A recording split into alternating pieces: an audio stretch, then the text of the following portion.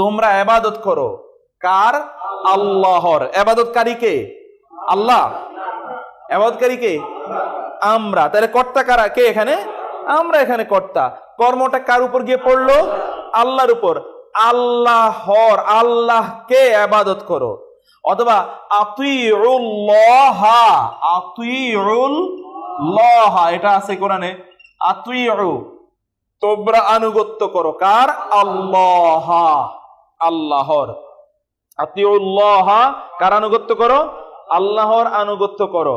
এখানে আল্লাহর আমরা বা আল্লাহকে তোমরা আনুগত্য করো, এই কে অথবা আমরা যে পেলাম, এই কে কোত্থেকে পেলাম? এটা জবরের মাধ্যমে আমরা পেলাম। একটা বিষয় দেখেন যে যেমন রাসূলুন, রাসূলুন মানে কি? রাসূল। কিন্তু যদি বলি আমরা রাসূলান, তাহলে হবে রাসূলকে বা রাসূল হিসাবে অথবা রাসূল রূপে। রাসূলকে রাসূল হিসাবে অথবা রাসূল রূপে। যেমন আমরা বললাম আরসালনাহু, আমরা তাকে প্রেরণ করেছি রাসূলান, রাসূল রূপে, রাসূল হিসেবে। আর যদি আমরা বলি মুহাম্মাদুন রাসূলুল্লাহ, তাহলে মুহাম্মদ আল্লাহর রাসূল। এখানে রাসূল মানে তিনি, তার সম্পর্কে কথা বলা হচ্ছে, তিনি এখানে কর্তা, তিনি এখানে কর্ম নন। ঠিক আছে? অন্যদিকে এখানে আমরা যদি বলি তাহলে তিনি কি? কর্মবাচক। আরেকটা হলো কখনো কখনো তিনি কর্তা অনন, কর্ম অনন, কিন্তু তার সাথে কি আছে? এটার একটা রিলেশন তৈরি আছে। যেমন আমরা বলি আল কাবাতু, কাবাটা কি? বাইতুল্লাহি। আমরা আসলে কথা বলতেছি কার ব্যাপারে? কাবার ব্যাপারে কথা বলছি। কাবাটা কি? আসলে ঘর, কিন্তু কার ঘর? আল্লাহর ঘর। আল্লাহর সাথে আল্লাহ কি এখানে কর্তা না কর্ম? কিছুই না। আল্লাহ এখানে কি? আসলে সম্বন্ধ, তার সাথে ওই ঘরের সম্পর্কটা কি, সেই সম্পর্কটাই শুধুমাত্র এখানে আলোচনা করা হয়েছে, আর কোনো কিছু এখানে আলোচনাই নাই। তার সাথে ওই ঘরের সম্পর্কটা কি, এটা সম্পর্ক শুধুমাত্র। এই সম্পর্কের অর্থটা কি এখানে আমরা বলেছি? এর অথবা র, র অথবা এর। আল্লাহর, মূলত আল্লাহ মানে কি? আল্লাহ। মূলত আল্লাহ মানে কি? আপনি যে এখানে এর অথবা রূপে হিসেবে কে যোগ করছেন, এই অতিরিক্ত জিনিসটা কোথেকে আসছে? এটা এরাবের উপর ভিত্তি করে এসছে। অথবা আল্লাহ আসলে এখানে কি কাজ কর্ম সম্পাদনকারী, নাকি তার উপর কর্মটা সংঘটিত হচ্ছে, নাকি তার সাথে একটা রিলেশন বোঝানো হচ্ছে, এটাই তো মূল। আপনি যদি ইংরেজিতে বলেন, যেমন ধরেন ইংরেজিতে আমরা বললাম, খেয়াল করবেন বিষয়টা, জায়েদ হিট আমর, জায়েদ হিট আমর। এখানে কে কাকে মেরেছে? জায়েদ আমরকে মেরেছে। এখন আপনি যদি বলেন হিট জায়েদ আমর, এটা কি? কাহিনীটা কি এখানে হচ্ছে? কিছু হিট জায়েদ আমর। ওকে, আমি এবার আনলাম আমর হিট জায়েদ। এখন ঘটনাটা কেমন হয়েছে বলুন তো? উল্টা হয়ে গেছে না? আমর জায়েদের মারছে, আসলে মারছে কে? জায়েদে আমরের মেরেছে। এইটা আগে পরে নিলে এইরকম কি পুরো ভিন্ন হয়ে যেতে পারে। কিন্তু আপনি যদি আমরা বলি দরাবা, খেয়াল করবেন, জায়েদুন আমরান, কি বললাম? জায়েদুন আমরান। দরাবা মেরেছে জায়েদুন, জায়েদ আমরান আমরকে। জায়েদ কাকে মেরেছে? আমরকে মেরেছে। এবার আমি আনলাম জায়েদুন দরাবা আমরান, জায়েদ মেরেছে আমরকে। কোন সমস্যা আছে? আচ্ছা, এবার আমি আগে নিলাম আমরকে, আমরান দরাবা জায়েদুন, আমরকে মেরেছে জায়েদ। কোন সমস্যা আছে? শব্দগুলোকে আরো পরিবর্তন করি। এবার আনলাম দরাবা আমরান জায়েদুন, মেরেছে আমরকে জায়েদ। কোন প্রবলেম আছে?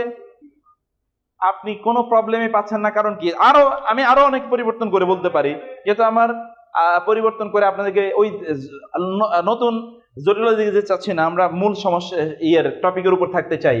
কারণ হলো জের জবরের কারণে এটা পৃথিবীর যেই প্রান্তেই নিয়ে ফালাক না কেন, আপনি বুঝবেন যে ওইটার অবস্থান কি, ওটাকে কর্তা নাকি কর্ম। এটা জের জবর পেশটাই আপনাকে বলে দেয়। জের জবর পেশটাই আপনাকে বলে দিচ্ছে এখানে আসলে কর্তা কোনটা এবং কর্ম কোনটা। এই জন্যে জের জবর পেশ অথবা এরাবটা এতটা গুরুত্বপূর্ণ। এরাবের নিয়ে আমরা আলোচনা করেছি। আমরা এরাবের ব্যাপারে তখন বলেছিলাম যদি শব্দটা এক বচন হয় তাহলে তো এইভাবে এরাব হবে, কিন্তু শব্দটা যদি দ্বিবচন হয় তাহলে কি হবে? আনে অথবা আইনে। আনে হবে কোথায়? কারণ আমরা বলেছিলাম এরাবের তিনটা হালত। এরাবের হালত কয়টা বলেছিলাম? তিনটা। হয় এটা পেশ বিশিষ্ট হবে, অথবা এই যে এতক্ষণ কি বললাম, পেশ বিশিষ্ট অথবা জবর অথবা জের, তিনটা। পেশ বিশিষ্ট হলে এটাকে বলে মারফু, জবর বিশিষ্ট হলে তাকে কি বলে? মানসুব, আর জের বিশিষ্ট হলে মাজরুর। মনে আছে এগুলো? আচ্ছা, জের বিশিষ্ট যদি হয় তাহলে তাকে কি বলে? মাজরুর। মারফু মানসুব মাজরুর, এটা আবার বলেন, আবার মুখস্থ করেন। মারফু মানসুব মাজরুর, মারফু মানসুব, মারফু মানসুব মাজরুর। মারফু বলতে হবে তো, মারফু মানসুব মাজরুর, মারফু মানসুব, মানসুব মারফু মানসুব মাজরুর। বলেন তো, বলেন তো, একটু বলেন তো। মারফু মানসুব মাজরুর, মারফু মানসুব মাজরুর। বলেন মারফু মানসুব, বলেন তো। মারফু মানসুব মাজরুর, মারফু মানসুব মাজরুর, মারফু মারফু মানসুব মাজরুর, মারফু মানসুব মাজরুর, মারফু মানসুব। আচ্ছা, এখন আমরা বলেছিলাম যে সাধারণত এরাব হয় কি দিয়ে? হরকত দিয়ে। সাধারণত এরাব কি দিয়ে হয়? হরকত। হরকত মানে কি? জের জবর পেশ, এটা দিয়ে এরাব হয়। কিন্তু কখনো কখনো এরাব হরফ দিয়ে হয়। এরাব কখনো কখনো কি দিয়ে হয়? হরফ দিয়ে হয়, জের জবর পেশ দিয়ে হয় না। কখনো কখনো হরফ দিয়েও এরাব হয়।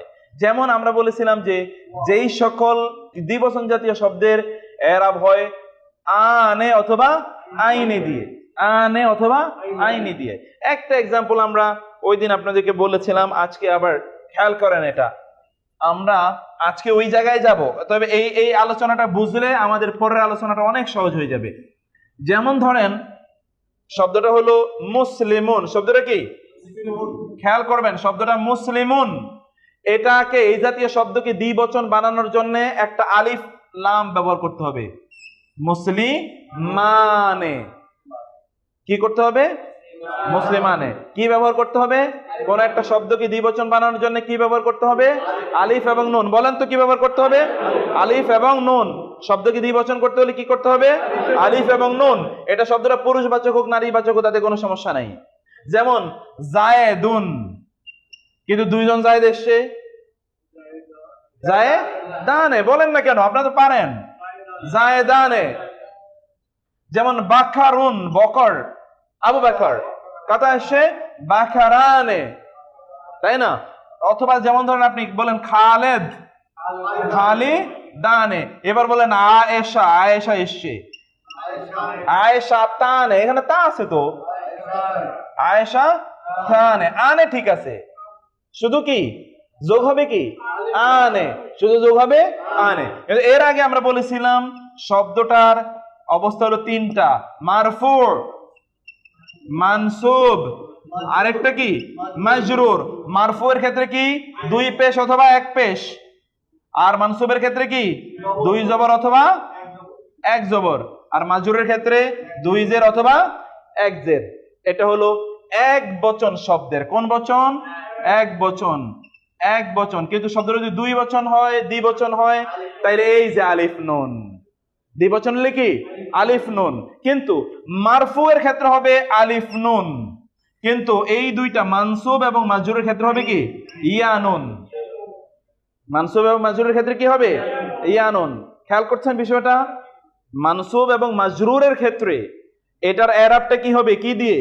ইয়া নুন দিয়ে। কিন্তু ইয়া নুনের উচ্চারণ হবে কি আইনে। ইয়া নুনের উচ্চারণ হবে কি আইনে। যেমন ধরেন মুসলিমানে, কিন্তু এখানে কি হবে? মুসলিমাইনে। এখানেও কি হবে? মুসলিমাইনে। মুসলিমানে, মুসলিমাইনে, মুসলিমাইনে। জায়েদানে, জায়েদাইনে, জায়েদাইনে। আয়েশাতানে, আয়েশাতাইনে, আয়েশাতাইনে। খালেদানে, খালেদাইনে, খালেদাইনে।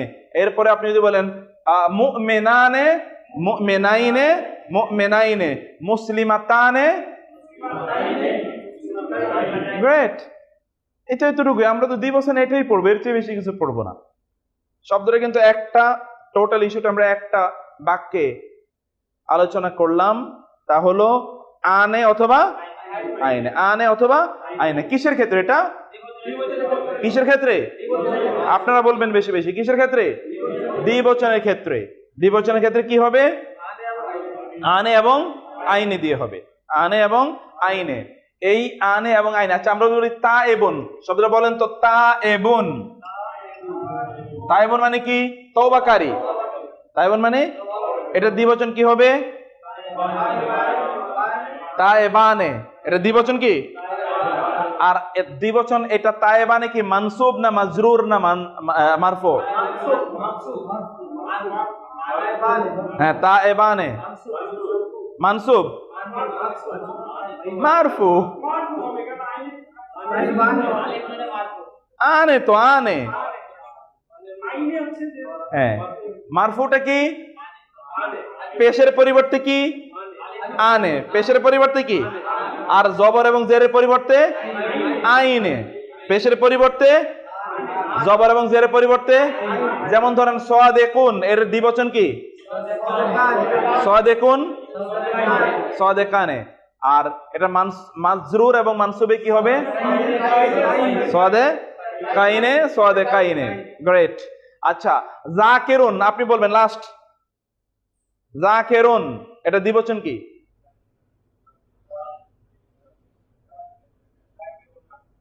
আমরা তো জাকেরানে উনা জানি, ফাইন। জাকেরানে, জাকেরানে কি মানসুব না মাজরুর না মারফু? ওইদিকে তাকাবেন কেন, আমার সাথে কথা। মারফু, মারফু কি এটা? এই জন্য এটা বলতে হবে, বারবার মুখস্থ করতে হবে। এটা কি? মারফু। এটা মানসুব এবং মাজরুর কি? যাকে আপনি বলবেন জোরে, জাকিরিন কেন? আমরা তো আনে আইনে মুখস্থ করেছি। আপনি 10 বার বলেন আনে আইনে, আপনার সাথে সবাই বলবে আনে আইনে। বলেন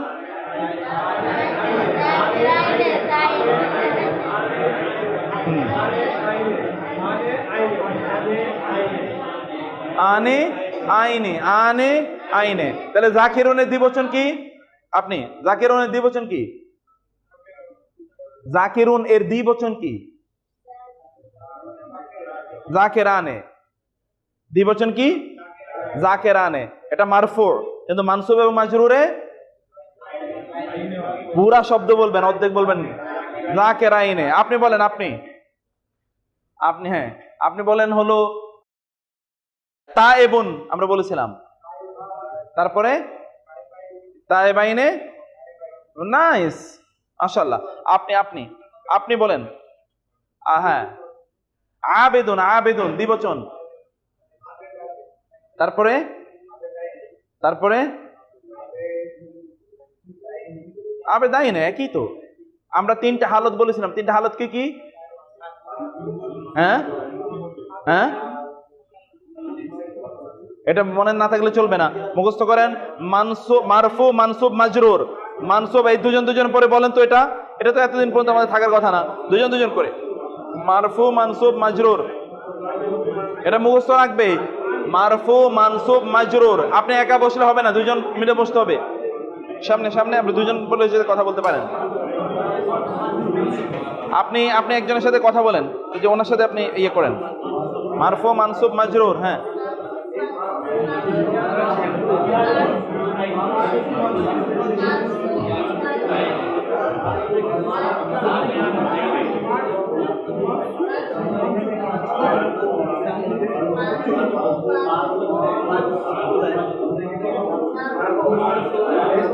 এটা কি ক্লিয়ার হলো? মারফু, জোরে বলেন না। মারফু, মারফু,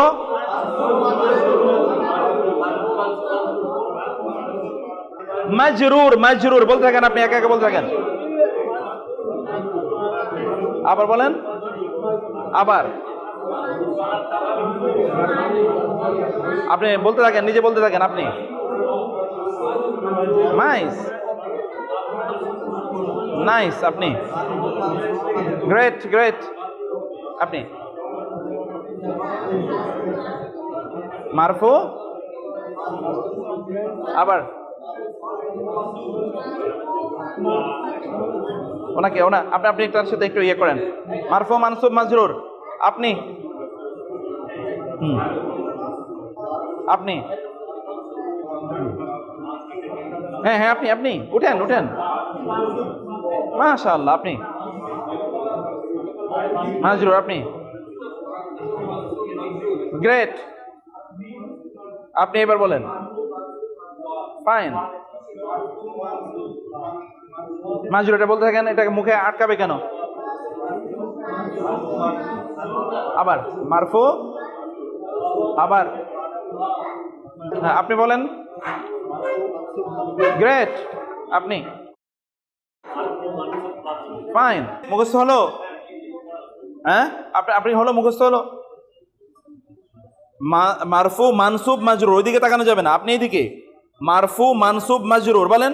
মারফু মানসুব মাজরুর, মারফু মানসুব মানসুব মানসুব মানসুব মাজরুর মাজরুর মাজরুর, মারফু মানসুব মাজরুর।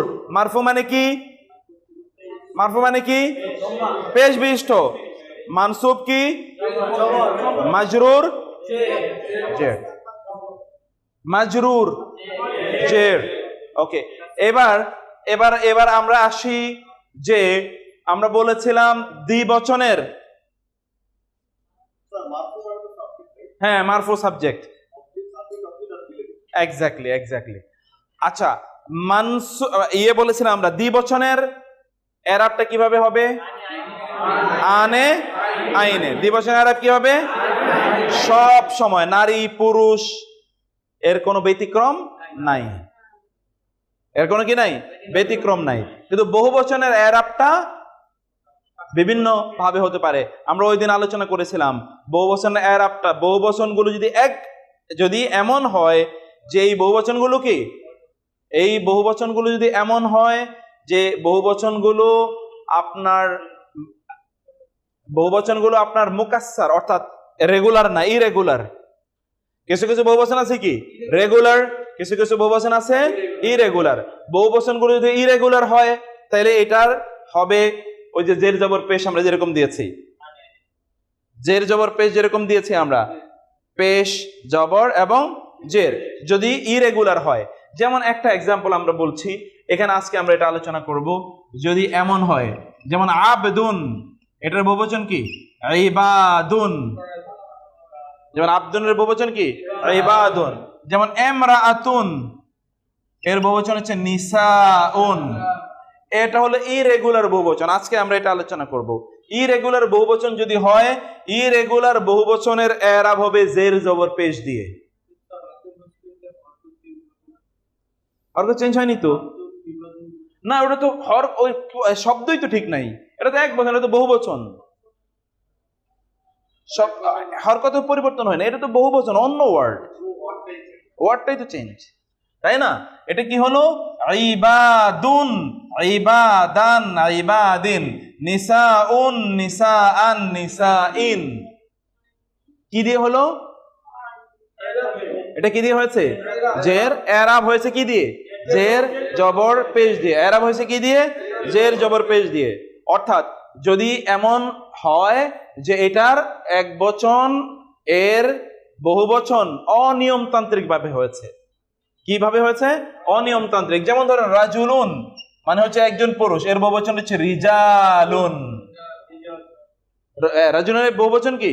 রিজালুন। যেমন ধরেন নাফসুন, এর বহুবচন হচ্ছে আনফুসুন। যেমন ধরেন মালুন, বহুবচন হচ্ছে আমওয়ালুন, এর বহুবচন কি? যেমন ধরেন সামারাতুন, এটা ভিন্ন জিনিস, এটা আমরা এখন বলছি না, আরেকটু পরে বলছি।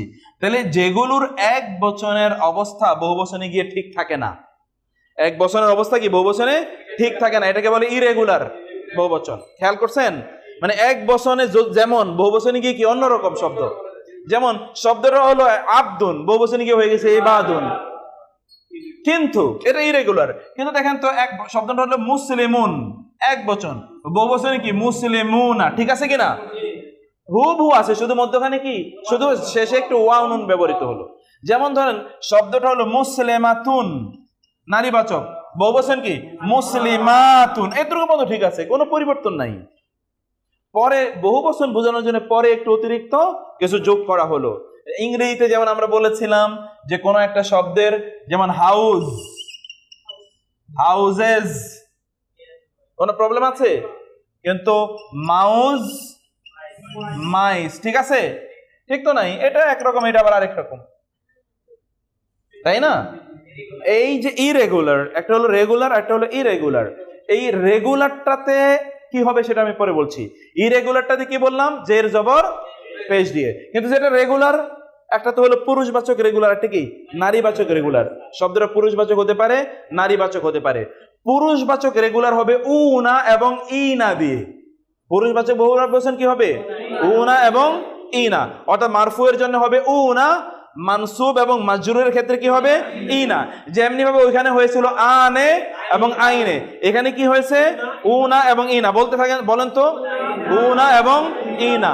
আমি কি বুঝাতে পেরেছি বিষয়টা? ক্লিয়ার?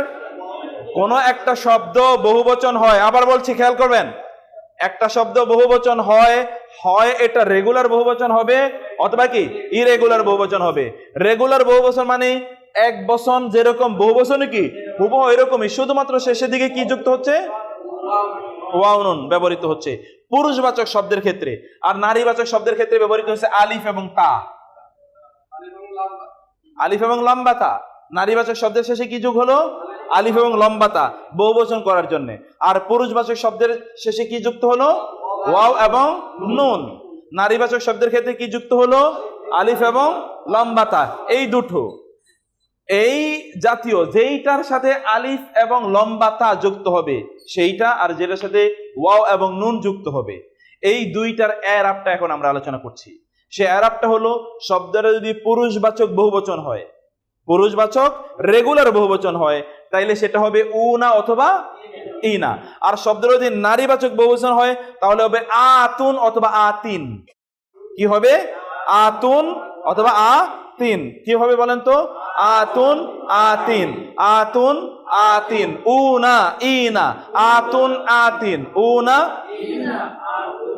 বলতে থাকেন, উনা ইনা, না বললে হবে না, মুখস্থ হবে না।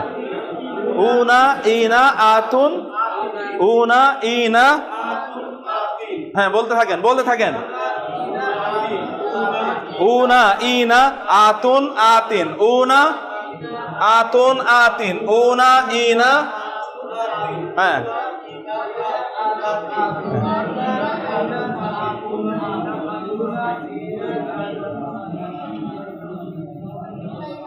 না মুখস্থ শেষ করতে হবে, মুখস্থ দ্রুত।